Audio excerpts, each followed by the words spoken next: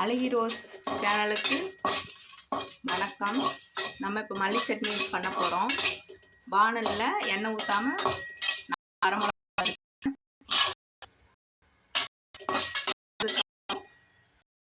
தனியாக எடுத்து வச்சுக்கலாம். எண்ணெய் விட எண்ணெயை விட்டு ஃபஸ்ட்டு போட்டுடலாம். புளி போட்டோம்னா நல்லா இந்த பச்சை வாசம் இல்லாமல் நல்லா வாங்கிடும்.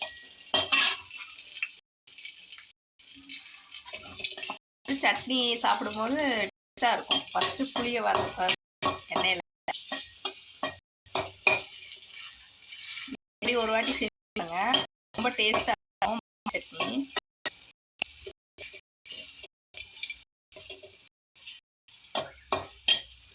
கொஞ்சம் வணங்கிடுச்சு. இப்போ நம்ம வெங்காயம் தேவையான அளவு போட்டு, நிறைய வேணும்னா வெங்காயமாக போட்டுக்கோங்க.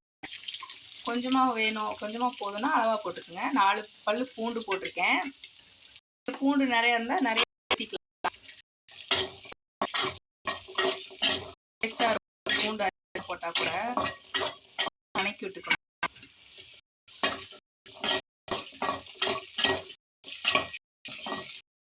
மிளகா வறுக்கையில் சிம்மில் வச்சுக்கிங்க.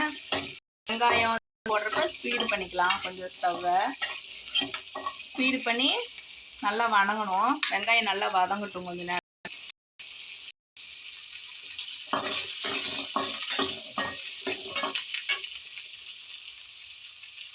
இப்போ வெங்காயம் பாருங்கள் நல்லா வதங்கிடுச்சு கொஞ்சம். இப்போ நம்ம என்ன பண்ண போகிறோன்னா கடலைப்பருப்பு போட போகிறோம். 1 ஸ்பூன் கடலைப்பருப்பு கம்மியாக போட்டுக்குங்க. லைட்டாக கடலைப்பருப்பு போட்டு கொஞ்சம் கிளறி விடலாம்.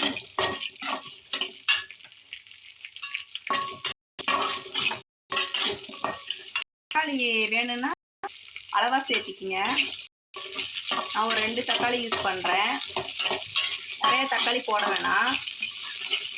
சட்னி நிறையா தேவைப்பட்டுச்சுன்னா வெங்காயம் மட்டும் நிறைய சேர்த்துக்கங்க. பூண்டு வெங்காயம் தக்காளி 2 போடுறேன்.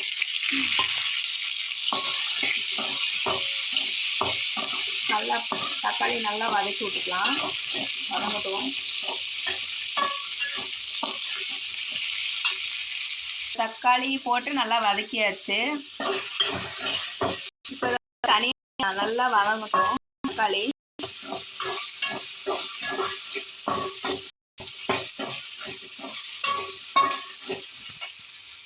தக்காளி வெங்காயம் மிளகா பூண்டெல்லாம் வதக்கி கடலைப்பருப்பெல்லாம் போட்டது வதக்கி தனியாக எடுத்து வச்சிட்டோம். இதை பாருங்கள், ஒரு குண்டால தனியாக எடுத்து வச்சிட்டேன். மறுபடியும் கொஞ்சமாக எண்ணெய் விட்டுருக்குறேன். இதில் இப்போ மல்லித்தலையை போட்டு வதக்க போகிறோம். நான் கொஞ்சமாக போதும் அளவாக போட்டிருக்கிறேன். ஏற்கனவே சாம்பார் இருக்கிறதுனால அளவாக செய்கிறேன். நீங்கள் நிறையா வேணும்னா மல்லித்தலை நிறையா வெங்காயம்லாம் கூட்டெல்லாம் சேர்த்திக்குங்க. இப்போ நல்லா மல்லித்தலையை நல்லா வதக்கணும் தனியாக.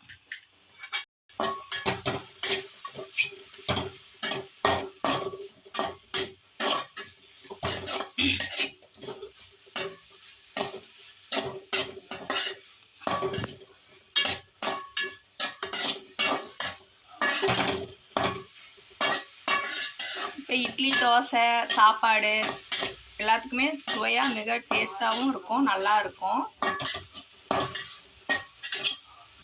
ட்ரை பண்ணி பாருங்கள்.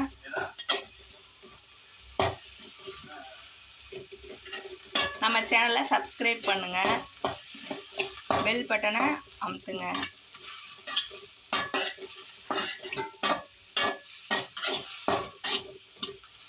இப்போ வதங்கிட்டுருக்கு. கொஞ்ச நேரம் நல்லா வதங்கட்டும். இப்போ நல்லா மல்லித்தலை வதங்கிருச்சு பாருங்கள். இப்போ நம்ம எல்லாத்தையும் மிக்சியில் போட்டு அரைக்க போகிறோம். அவ்வளோதான், மல்லி சட்னி ரெடி. இப்போ பாருங்கள், வறுத்து வச்சுருந்த வரமிளகா,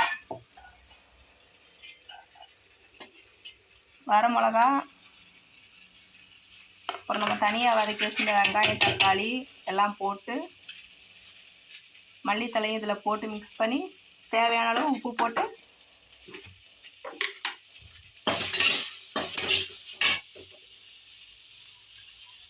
கொஞ்சம் லைட்டாக ஆறட்டும். சூடாக இருக்குது, கொஞ்சம் ஆறவும் ஆற விட்டு அரைச்சிக்கலாம். அவ்வளோதான், மல்லி சட்னி ரெடி. இது கொஞ்சம் ஆறட்டும். ஆறவும் அரைச்சி வச்சுட்டேன். உப்பு லைட்டாக போட்டு அரைச்சிக்கோங்க, செம்ம டேஸ்ட்டாக இருக்கும்.